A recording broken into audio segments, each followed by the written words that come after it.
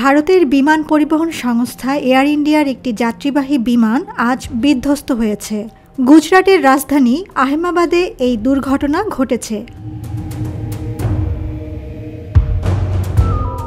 সামাজিক যোগাযোগ মাধ্যম এক্সের এয়ার ইন্ডিয়ার ভেরিফাইড আইডি থেকে এক পোস্টে বলা হয়েছে, আহমেদাবাদ থেকে লন্ডনের গেটউইক বিমানবন্দরে যাওয়ার কথা ছিল বিমানটির।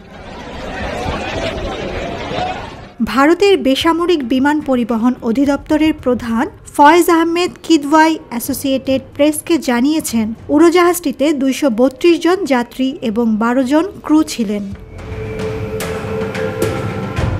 এর ফ্লাইট নাম্বার ছিল AI-171।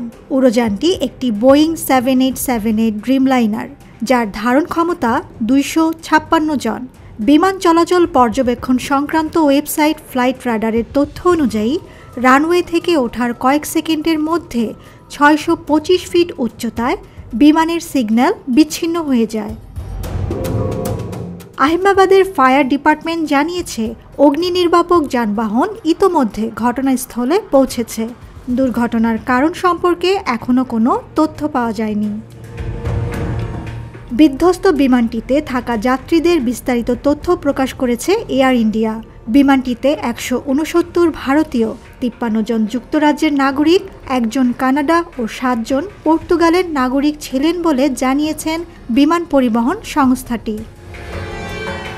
অন্যদিকে বিমানটির পাইলটদের তথ্য প্রকাশ করেছে ভারতের বেসামরিক বিমান পরিবহন নিয়ন্ত্রক director general of civil aviation বা ডিজিসিএ। ডিজিসিএকে উদ্ধৃত করে সংবাদ সংস্থা এএনআই জানিয়েছে যে বিমানটির পাইলট ক্যাপ্টেন সুমিত সাভারওয়াল একজন এলটিসি ছিলেন। তার 8200 ঘন্টা বিমান চালানোর অভিজ্ঞতা ছিল।